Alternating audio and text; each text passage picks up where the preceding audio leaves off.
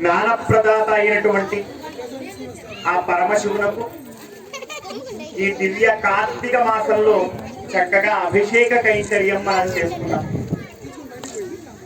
వేదం కీర్తిస్తోంది,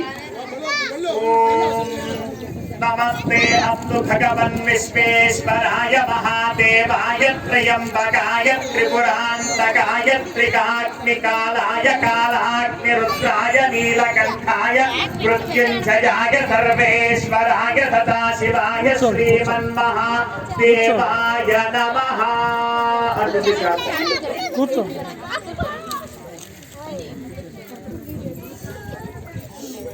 అటువంటి అనేక నామాలు కలిగినటువంటి ఆ పరమాత్మకి అభిషేకం చేసుకున్నామండి.